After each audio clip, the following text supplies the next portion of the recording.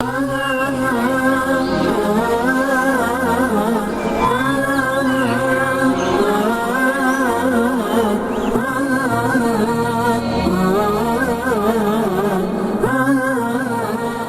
الله الرحمن الرحيم إن الحمد لله نحمده ونستعينه ونستغفره ونؤمن به ونتوكل عليه ونعوذ بالله من شرور أنفسنا وسيئات أعمالنا من يهده الله فلا مضل له ومن يضلل فلا هادي له وأشهد أن لا إله إلا الله وحده لا شريك له وأشهد أن محمدا عبده ورسوله أما بعد. கண்ணியத்திற்குரிய எல்லாம் வல்ல அல்லாஹ்வின் நல்லடியார்களே, இன்றைய ஜும்மா பிரசங்கத்தின் தமிழாக்கத்தை உங்களுக்கு முன்பு சமர்ப்பிப்பதற்காக நான் அமர்ந்துள்ளேன். கண்ணியத்திற்குரிய சகோதரர்களே, இன்றைய குத்பா உரை ஒரு ஹதீஸின் அடிப்படையிலே அமைந்திருந்தது. அப்துல்லா பின் சலாம் என்று சொல்லக்கூடிய நபித்தோழர் அறிவிக்கக்கூடிய ஒரு செய்தி அஹ்மதிலையும் திருமதியிலையும் இடம்பெறுகின்றது. அந்த செய்தியிலே அவர்கள் சொல்லுகின்றார்கள், நபிகள் நாயகம் ஸல்லல்லாஹு அலைஹி வஸல்லம் அவர்கள் மதீனாவுக்கு வந்த பிறகு அவர்களை காணுவதற்காக மக்கள் எல்லாம் முந்திக் கொண்டு வந்த பொழுது நானும் அதில் ஒருவனாக வந்தேன் என்று சொல்லிவிட்டு அவர்கள் சொல்லுகின்றார்கள்.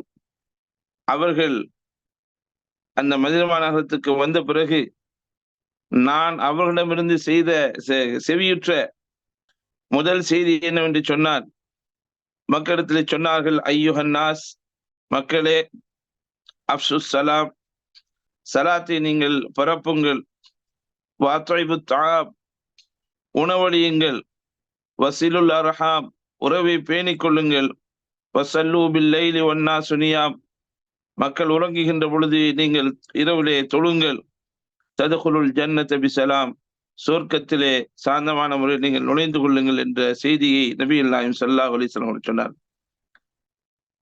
இந்த ஹதீஸில் ஜவாமியுல் கலீம் என்று சொல்லக்கூடிய அல்லாஹ்வுடைய தூதர் ஸல்லல்லாஹு அலைஹி வஸல்லம் அவர்கள் மக்களுக்கு சொல்லக்கூடிய செய்திகள் சுருக்கமான வார்த்தைகளில் பல கருத்துக்களை உள்ளடக்கிய பரந்த அர்த்தத்தை உடைய செய்தியை நபிகள் நாயகம் ஸல்லல்லாஹு அலைஹி வஸல்லம் அவர்கள் இந்த செய்தியின் வாயிலாக நமக்கு சொல்லி காண்பித்தார்கள். இமாம் அவர்கள் குறிப்பிடுகின்ற பொழுது சொன்னார்கள், ஒரு தனிமனித வாழ்வுக்கும் சரிதான், ஒரு சமூகத்தினுடைய உருவாக்கத்திற்கும் அடிப்படையான ஒரு 4 அம்சங்களை இந்த செய்தி தாங்கி நிற்கின்றது. ஒரு சமூக உருவாக்கத்தில் ஒருவரை ஒருவர் தெரிந்து கொள்வதற்கும் ஒருவருக்கொருவர் அன்பை பரப்பிக் கொள்வதற்கும் அடையாளப்படுத்திக் கொள்வதற்கும் தங்களுக்குள் இணைப்பை ஏற்படுத்திக் கொள்வதற்கும் முகமன் என்று சொல்லக்கூடிய அஸ்ஸலாமு அலைக்கும் வரஹ்மத்துல்லாஹ் என்று அஸ்ஸலாமு அலைக்கும் என்ற அந்த முகமனை நபிகள் நாயகம் ஸல்லல்லாஹு அலைஹி வஸல்லம் அவர்கள் அதை பரப்புமாறு என்ன செய்றாங்க, சொல்லுகின்றார்கள் என்ற செய்தியை அந்த ஹதீஸினுடைய ஆரம்பம் நமக்கு சொல்லி காட்டுகின்றது.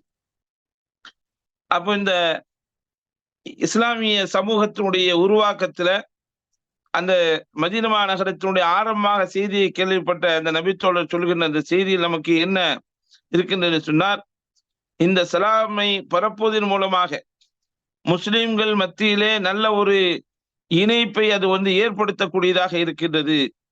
அந்த இணைப்பை தான் நாம் செயல் வடிவமாக மதீனா நகரத்தினுடைய மக்களும் சரிதான், மக்கா நகரத்தில் உள்ள மக்கள் எல்லாம் ஒன்று சேர்ந்து ஒரு சமூக கூட்டமைப்பை அவர்கள் எப்படி ஒருவருக்கொருவர் அன்பு செலுத்தக்கூடியவர்களாக ஒருவருக்கொருவர் தியாகங்களை செய்யக்கூடியவர்களாக மாறினார்கள் என்று சொன்னால் அதற்கு இந்த சலாத்தை பரப்புவதன் மூலமாக செய்தார்கள் என்ற செய்தியை இருக்கிறோம் பார்க்கின்றோம். இன்னொரு சந்தர்ப்பத்தில் அல்லாஹ்வுடைய தூதர் ஸல்லல்லாஹு அலைஹி வஸல்லம் சொன்னார்கள், வல்லதி நஃப்ஸி பியதிஹி லா ததுகுலுல் ஜன்னத ஹத்தா துமினு,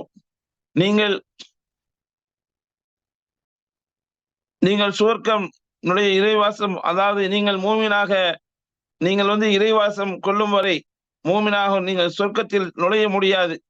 நீங்கள் ஒருவருக்கொருவர் அன்பு செலுத்தும் முறை நீங்கள் மூமின்களாக இருக்க முடியாது எல்லாம் சொல்லிட்டு அல்லாஹ்வுடைய தூதர் ஸல்லல்லாஹு அலைஹி வஸல்லம் சொன்னார்கள், அலா அதுல்லுக்கும் அலா ஷைஇன் இதா ஃபஅல்துமூஹு தஹாபப்தும். நீங்கள் உங்களுக்கு ஒருவருக்கு ஒருவர் அன்பு செலுத்துவதை எது எது செய்தால் அந்த அன்பை செலுத்த முடியும் என்பதை நான் உங்களுக்கு சொல்லித் தரட்டுமா என்று கேட்டுவிட்டு அல்லாஹ்வுடைய தூதர் ஸல்லல்லாஹு அலைஹி வஸல்லம் சொன்னார்கள், அஃப்ஷுஸ் ஸலாம பைனக்கும். உங்கள் மத்தியிலே நீங்கள் சலாத்தை பரப்புங்கள் என்று சொன்னார்கள் என்ற செய்தியை இமாம் அவர்கள் குறிப்பிட்டார்கள். அப்ப சலாத்தை பரப்புவது என்பது நமக்கு ஏராளமான சலாத்தினுடைய சிறப்புகளை, முகமன் கூறுவதனுடைய சிறப்புகளை பற்றி எல்லாம் நாம் நிறைய செய்திகளை கேள்விப்பட்டிருக்கின்றோம். ஒரு சந்தர்ப்பத்தில் அந்த சலாத்தினுடைய ஆரம்பமே ஆதம் அலைஹிஸ்ஸலாத்து வஸ்ஸலாம் அவர்களை அல்லாஹ் சுப்ஹானஹு வ தஆலா மலக்குமார்களுக்கு சலாம் சொல்லும்படி கூறி அவர்கள் என்ன பதிலை சொல்கின்றார்கள் என்பதை அல்லாஹ் சுப்ஹானஹு வ தஆலா அவர்களுடைய மலக்களிடமிருந்து தெரிந்து கொள்ளுங்கள் என்று சொன்னார்கள். ஆதம் அலைஹிஸ்ஸலாம் அவர்களும் மலக்குகளுக்கு அஸ்ஸலாமு அலைக்கும் என்ற சலாத்தை சொன்னார்கள். அவர்கள் அதுக்கு பகரமாக வ அலைக்குமுஸ் ஸலாம் வ ரஹ்மத்துல்லாஹ் என்ற பதிலை சொன்னார்கள் என்ற செய்தியும் நம்ம ஹதீஸ்கள் வாயிலாக நாம் பார்க்கின்றோம். ஆகவே ஆரம்பமாக இந்த அம்சத்தை சலாம் ஒரு சமூக உருவாக்கத்தின், ஒரு சமூகத்தினுடைய அன்பனால் பிணைக்கப்படக்கூடிய ஒரு உறவை இந்த சலாம் நமக்கு மத்தியிலே ஏற்படுத்துகின்றது. இன்றைய கால சொல்லுது நபிகள் நாயகம் ஸல்லல்லாஹு அலைஹி வஸல்லம் அவர்கள் இன்னொரு சந்தர்ப்பத்தில் சொன்னாங்க, நீங்கள் தெரிந்தவர்களாக இருந்தாலும் தெரியாதவர்களாக இருந்தாலும் அவர்களுக்கு சலாம் சொல்ல வேண்டும். இன்றைக்கு அந்த நிலைமைகள் நமக்கு மத்தியில மாறிக்கொண்டிருக்கக்கூடிய ஒரு சூழ்நிலை இருக்கின்றது. அந்த மாறிக்கொண்டிருக்கக்கூடிய சூழ்நிலையிலிருந்து நாம் மாற வேண்டும். ஒவ்வொரு முஸ்லிம் சகோதரர்கள் அவர் யாராக அரபியாக இருந்தாலும் சரிதான், அரபி அல்லாதவராக இருந்தாலும் சரிதான், அவர்கள் முஸ்லிம் என்று அடையாளப்படுத்தப்படுகின்ற பொழுது அவர்களுக்கு நீங்கள் நேரா சந்திக்கின்ற பொழுது சலாத்தை சொல்ல வேண்டும். அந்த சலாத்தின் மூலமாகத்தான் இந்த சமூகம், நாம் இப்ப இருக்கக்கூடிய சமூகத்து மத்தியிலேயும் நமக்கு மத்தியிலேயும் அன்பை, உறவுகளை வளர்ப்பதற்கான ஒரு முக்கியமாக காரணியாக இது இருக்கின்றது என்ற செய்தியை சொன்னார்கள். இரண்டாவது அம்சமாக சொன்னார்கள், வாத்வைமு தாம். நீங்கள் ஏழைகளுக்கு உணவளியுங்கள் என்று சொல்லுவோம். உணவளியுங்கள் என்ற வாத்வைமு தாம் என்று சொல்லக்கூடிய இந்த வார்த்தையில இதுல சதகாவாக கொடுக்கக்கூடிய உணவும் அடங்கும். ஒருவருக்கு நாம தர்மம் ஹதியாவாக கொடுக்கின்றோம், சதகாவாக கொடுக்கக்கூடியதும் இருக்கின்றது. ஒருவர்களுக்கு நாம் உணவை அன்பளிப்பாக கொடுக்கின்றோம், இன்னொன்று விருந்தோம்பலாக கொடுக்கின்றோம். இந்த மூன்றையும் அத்வைமு தாம் என்று சொல்லக்கூடிய இந்த வாசகத்திலே சேர்த்து கொள்ளலாம். இந்த மூன்றும் அல்லாஹ்வுடைய திருப்பொருத்தத்தை நாடி செய்யக்கூடிய நிலையில இந்த அர்த்தத்துக்கு உள்ளடங்கும் என்று சொல்லி இமாம் அவர்கள் அதை குறிப்பாக அதை சொல்லி காட்டியிருந்தார்கள். நபிகள் நாயகம் ஸல்லல்லாஹு அலைஹி வஸல்லம் அவர்களும் இஸ்லாத்துல சிறந்தது எது என்று கேட்டதற்கு அல்லாஹ்வுடைய தூதர் ஸல்லல்லாஹு அலைஹி வஸல்லம் அவர்கள் இதே பதிலை சொன்னார்கள், அத்வைமு தாம் அஃப்ஷுஸ் ஸலாம் அலா மன் அரஃப்த மன் லம் தாரிஃப். நீங்கள் பசித்தோருக்கு உணவளிப்பதும் அறிந்தவருக்கும் அறியாதவருக்கும் சலாம் சொல்வதுதான் இஸ்லாத்தினுடைய சிறந்த அம்சமாக நபிகள் நாயகம் ஸல்லல்லாஹு அலைஹி வஸல்லம் அவர்கள் இன்னொரு சந்தர்ப்பத்திலே சொல்லி காட்டுகின்றார்கள். ஒரு சமூக அமைப்பிலே இந்த உணவு வழங்குதல் என்ற இந்த செய்தி ஏழை எளியவர்களுக்கு அது சதகாவாக நாம் அவர்களுக்கு தர்மமாக அவர்களுக்கு கொடுக்கின்றோம். அதே நேரத்திலே நம்முடைய வீடுகளில் செய்யப்படக்கூடிய சிறப்பான உணவுகள் நமக்கு தெரிந்தவர்களுக்கு அன்பளிப்பாக, நண்பர்களுக்கு அன்பளிப்பாக, உறவினர்களுக்கு அன்பளிப்பாக அது கொடுக்கப்பட வேண்டும். அப்படி கொடுக்கப்படுகின்ற பொழுது நாம் இஸ்லாத்தினுடைய அந்த சிறந்த ஒரு செயலை நாம் செய்கின்றோம். அடுத்தபடி நம்முடைய விருந்தினர்களை நாம் சிறப்புப்படுத்துவது, அவர்களை சிறப்பிப்பது. அப்ப அவர்களை சிறப்பிக்கின்றது என்று சொன்னால் அவர்கள் நம்மிடம் இருக்கின்ற வரை அவர்களுக்கு உணவளிப்பது, அவர்களுக்கு குடிப்பதற்கு தண்ணி கொடுப்பது, இது எல்லா அம்சமும் இஸ்லாத்தினுடைய ஒரு சிறந்த அம்சமாக இருக்கின்றது. அப்போ ஒரு சமூக உருவாக்கத்தில் எப்படி சலாத்துக்கு ஒரு முக்கியத்துவம் இருக்கின்றதோ அது மாதிரி உணவை வழங்குவதிலையும் ஒரு பெரிய பரக்கத்து இருக்கின்றது என்று சொல்லி இமாம் அவர்கள் குறிப்பிட்டு சொன்னார்கள். எந்த அளவுக்கு என்று சொன்னால், தம் அண்டை வீட்டார் பசித்திருக்க, தம்முடைய அண்டை வீட்டார்கள் பசித்திருக்க தாம் மட்டும் வயிறு நிரம்ப சாப்பிடக்கூடியவன் மூமினாக ஆக மாட்டான் என்று அல்லாஹ்வுடைய தூதர் ஸல்லல்லாஹு அலைஹி வஸல்லம் சொன்னார்கள். ஏன்னா ஏழ்மையில ஒரு ஊர் என்று சொல்லுகின்ற பொழுது ஒரு சமூக அமைப்பு என்று சொல்லுகின்ற பொழுது ஏழையும் இருப்பான், பணக்காரனும் இருப்பான். அதனால அந்த மாதிரியான வசதியாக இருக்கக்கூடியவர்கள் வசதி அல்லாமல் ஒரு நேரம் அவர்கள் வந்து தன்னுடைய மானத்தை காப்பாற்றுவதற்காக அடுத்தவிடம் யாசிக்காமல் இருக்கலாம், சொல்லாமல் இருக்கலாம். ஆனால் அவருடைய வீடுகளிலே அடுப்பு எரியாத ஒரு காலகட்டத்தில் இருக்கின்ற நேரத்தில் அந்த இதை சொல்லுகின்றார்கள், அடுத்த வீட்டுக்காரன் வந்து சாப்பாட்டுக்கே வழி இல்லாம இருக்கிறான். ஆனா நம்ம வீட்டுல நாம சிறப்பான முறையில் நிறைய உணவுகளை பதார்த்தங்களை வந்து நாம ஆக்கி சாப்பிடுக்கணும்னு சொன்னா ஒரு மூமின் ஒரு இந்த சமூகத்துல இஸ்லாமிய சமூகத்தில் ஒரு மூமினாக இருக்கக்கூடியவனுடைய பண்பு வந்து அடுத்தவன் பசித்திருக்க நாம் வயிறார சாப்பிடக்கூடியவர்களாக இருக்கக்கூடாது, அவர்களுக்கும் கொடுத்து உண்ண வேண்டும் என்ற செய்தியை நபியுல்லாஹி ஸல்லல்லாஹு அலைஹி வஸல்லம் அவர்கள் இந்த சமூகத்துக்கு சொல்லி சென்றார்கள் என்பதை பார்க்கணும். எந்த அளவுக்கு சொன்னால், நீங்கள் குழம்பு ஒரு சால்னா ரெடி பண்ணும்போது கூட, குழம்பை தயார் பண்ண கூட நீங்க அதுல தண்ணியை ஊத்துங்க, அடுத்தவருக்கு பக்கத்து வீட்டார்களுக்கு கொடுங்க என்று சொல்லி அல்லாஹ்வுடைய தூதர் ஸல்லல்லாஹு அலைஹி வஸல்லம் அவர்கள் இன்னொரு சந்தர்ப்பத்தில் கூறினதை பார்க்கின்றோம்.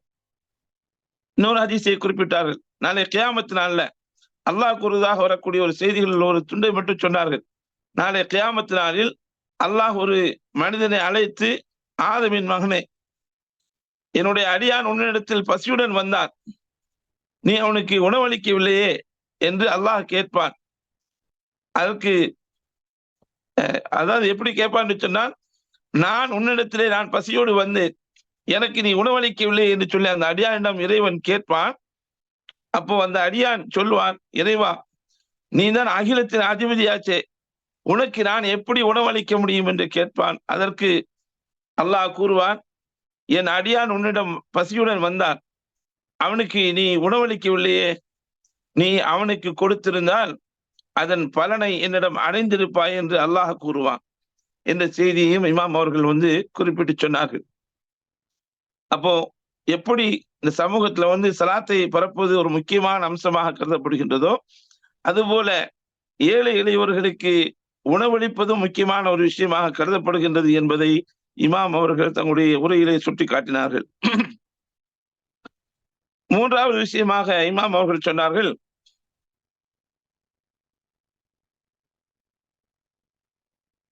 வசீலுல் அர்ஹாம், உறவை பேணக்கூடிய விஷயத்தை இமாம் அவர்கள் அங்கே குறிப்பிட்டு காட்டினார்கள்.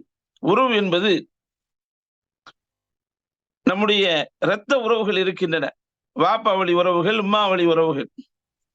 இது அல்லாம இன்றைய காலகட்டத்தில் நான் நண்பர்கள், நம்ம வேலை செய்யக்கூடிய இடத்தில் உருவாக்கக்கூடிய நட்பு வட்டங்கள் இருக்கின்றது, நான் படிக்கின்ற பொழுது ஏற்படக்கூடிய நட்பு வட்டங்கள் இருக்கின்றன. அந்த உறவுகளும் இந்த உறவுகளும் சமமாகாது.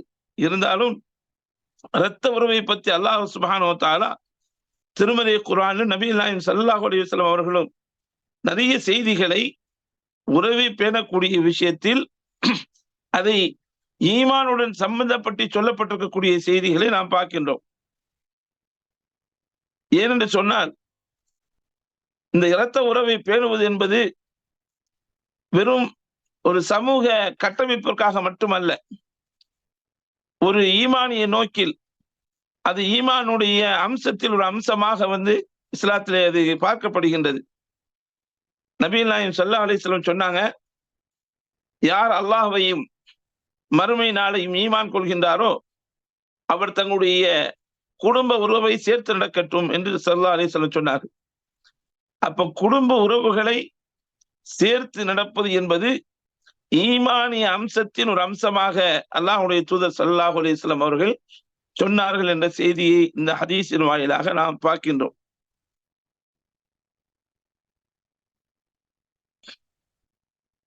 அல்லாஹ் சுப்ஹானஹு வ தஆலா யார் வந்து இந்த உறவுகளை ஒட்டி வாழ்கின்றார்களோ அவர்களை பற்றி சொல்லுகின்ற பொழுது, யார் இந்த உறவை சேர்ந்து நடக்கின்றானோ நான் அவனை சேர்த்துக் கொள்வேன், யார் இந்த உறவை துண்டித்துக் கொள்கின்றானோ நான் அவனுடைய தொடர்பை துண்டித்துக் கொள்வேன் என்று கூறினார். அப்ப அல்லாஹ் சுப்ஹானஹு வ தஆலா இந்த உறவுகளை இணைக்கக்கூடியவர்களை அல்லாஹ் தன்னோடு இணைத்துக் கொள்கின்றான், உறவுகளை துண்டிக்கக்கூடியவர்களை அல்லாஹ் தன்னுடைய தொடர்பை நினைச்சான் துண்டித்து விடுகின்றான் என்ற செய்தியை கூட நபியுல்லாஹி ஸல்லல்லாஹு அலைஹி வஸல்லம் அவர்கள் சொல்லி சென்றிருக்கின்றார்கள். ஆகவே உறவு என்பது சமூகத்தில குடும்ப உறவுகள் ஒருவருக்கொருவர் கொடுத்து அனுசரித்து தொடர்புகளை ஏற்படுத்தி செய்யக்கூடிய ஒரு விஷயமாக இருக்கின்றது. இன்றைய காலகட்டத்தில் ஒரு செய்தியை சொன்னார்கள். இன்றைய காலகட்டத்தில் நம்முடைய நட்புகளுக்கு கொடுக்கக்கூடிய ஒரு முக்கியத்துவம் குடும்பத்தார்களுக்கு கொடுக்கப்படுவதில்லை. தாய் வழி உறவுகளாக இருந்தாலும் சரிதான், தந்தை வழி உறவுகளாக இருந்தாலும் சரிதான், அந்த உறவுகளை நாம் நண்பர்களுக்கு கொடுக்கக்கூடிய ஒரு முக்கியத்துவம் அந்த உறவுகளுக்கு நாம் கொடுப்பதில்லை. அப்ப நண்பர்களுக்கு மத்தியில மணிக்கூர் கணக்கில் பேசுகின்றோம், நேரடியாகவோ அல்லது செல் மூலமாக தொடர்பு மொபைல் மூலமாக பேசுகின்றோம். இந்த தொடர்புகளை குடும்பத்தில் நோயாளிகளாக இருக்கின்றார்கள் அவர்களை விசாரிப்பதிலோ அல்லது குடும்பத்தினுடைய தலைவர்களாக இருப்பார்கள் அவர்களை நலம் விசாரிப்பதிலோ நாம் கவனம் குறைவாக செலுத்துகின்றோம். இந்த அதிலும் அந்த கல்யாண உறவுக்கு பிறகு யாருடைய வாழ்க்கை திருமண பந்தத்தின் மூலமாக ஏற்படுகின்றதோ அதற்கு பிறகு ஏராளமான பிரச்சனைகளை இந்த சமூகம் எதிர்கொள்கின்றது. அந்த நேரத்திலே நாம் சின்ன சின்ன விஷயங்களுக்காக நம்முடைய உறவுகளை ஒதுக்கக்கூடிய ஒரு சூழ்நிலை இருக்கின்றது. ஒண்ணுல பையன் அந்த திருமணம் முடிக்கக்கூடிய அந்த பெண்ணுடைய வாழ்க்கையில் இணைந்த பிறகு அந்த குடும்பத்தோடு சேர்ந்து விடுகின்றான். தன்னுடைய தாய் தந்தையரை என்ன செய்தான் மறந்து விடுகின்றான். அல்லது அவர்களுக்கு மத்தியிலே ஒரு பிரச்சனை ஏற்படுத்தி தாய்க்கும் மகனுக்கும் தந்தைக்கும் மகனுக்கும் தொடர்பு இல்லாத ஒரு சூழ்நிலை சமூகத்திலே உருவாகி இருக்கின்றது என்று சொன்னால் நாம இஸ்லாம் பேண சொல்லக்கூடிய இந்த உறவு முறையை, இந்த உறவு முறை என்பது ஈமானிய அம்சத்தில் ஒரு அம்சமாக இருக்கக்கூடிய ஈமானிய இந்த உறவு முறையை நாம் முறிப்பதன் மூலமாக அல்லாஹ்வுடைய பார்வையிலும் சமூகத்தினுடைய பார்வையிலும் குற்றவாளியாக கருதப்படுகின்றோம். ஆகவே இந்த விஷயத்தை எதை அல்லாஹ்வுடைய தூதர் ஸல்லல்லாஹு அலைஹி வஸல்லம் அவர்கள் ஜவாமியுல் கலீம் என்று சொல்லக்கூடிய சிறிய வார்த்தையை கொண்டு நிறைவான ஒரு கருத்தை நமக்கு சொல்லி தந்து அந்த உறவை பேணக்கூடிய விஷயத்தில் அதனுடைய சிறப்புகளையும் அதனுடைய முக்கியத்துவத்தையும் சொல்லி தந்தார்களோ அந்த விஷயத்தை நாம் பேணக்கூடிய மக்களாக ஆக வேண்டும். கடைசியாக வஸல்லு பில்லைலி வன்னாஸு நியாம்,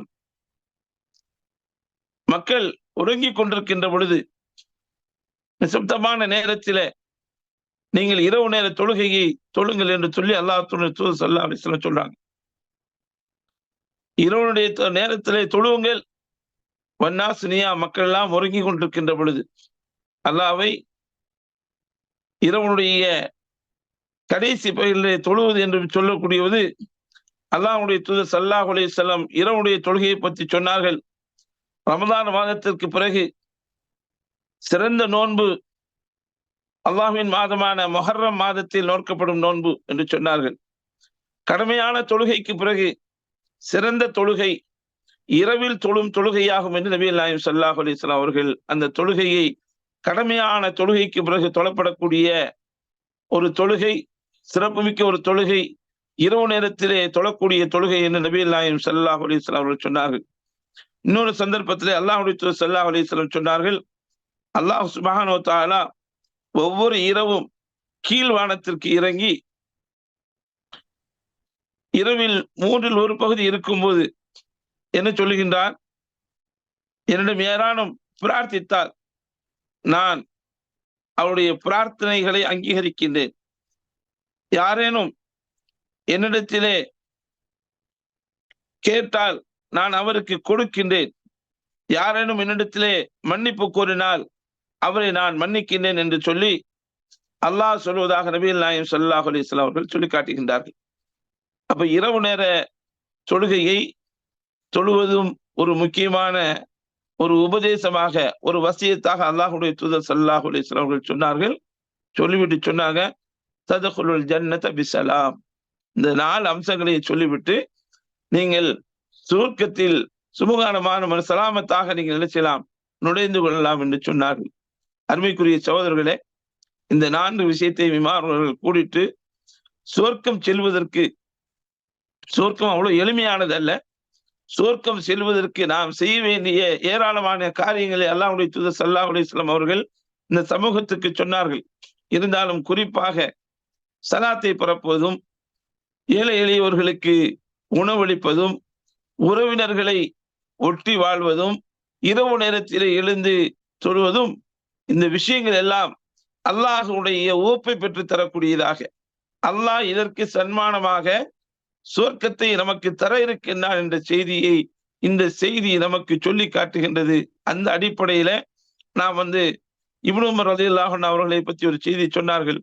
அவர்கள் மார்க்கெட்டுக்கு சந்தைக்கு நிச்சயமாக சலாம் சொல்வதற்காக மட்டுமே போவார்கள். போய் மார்க்கெட்ல மக்களை சந்திச்சு சலாம் சொல்லிவிட்டு அந்த சலாத்தினுடைய நன்மையை பெறக்கூடியவர்களாக இருந்தார்கள் என்பதை பார்க்கின்றோம். இதே மாதிரி அல்லாஹ்வுடைய தூதர் ஸல்லல்லாஹு அலைஹி வஸல்லம் அவர்கள் சலாத்தை சொல்கின்ற ஒரு மனிதர் வருகின்றார், சலாம் சொல்லுகின்றார், 10 என்று சொன்னார்கள். திரும்ப 10 என்று சொன்னார்கள். அது சலாத்தினுடைய பதிலை பொறுத்து நன்மையை அல்லாஹ்வுடைய தூதர் ஸல்லல்லாஹு அலைஹி வஸல்லம் அவர்கள் கூட்டி காட்டினார்கள். அப்போ சலாத்தினுடைய சிறப்புகள் ஏராளமான சிறப்புகள் இருக்கின்றது. இருந்தாலும் இமாம் அவர்கள் சொன்ன செய்தியை சுருக்கமாக இந்த உரையிலே நான் குறிப்பிட்டேன். இந்த 4 அம்சத்தை அடிப்படையாக வைத்துதான் இன்றைய குத்பா உரை நடைபெற்றது. எல்லாம் வல்ல அல்லாஹ் சுப்ஹானஹு வ தஆலா சொல்லக்கூடிய எனக்கும் கேட்கக்கூடிய உங்களுக்கும் அதன்படி அமல் செய்து சலாத்தை பரப்பக்கூடியவர்களாக, உணவளிக்கக்கூடியவர்களாக, இரவு நேரங்களிலே எதிர்த்து தொழக்கூடிய மக்களாக எல்லாம் வல்ல அல்லாஹ் என்னை உங்களை ஆக்கி அருள் புரிவானாக. வ ஆகிரு தஅவானா அல்ஹம்துலில்லாஹி ரப்பில் ஆலமீன்.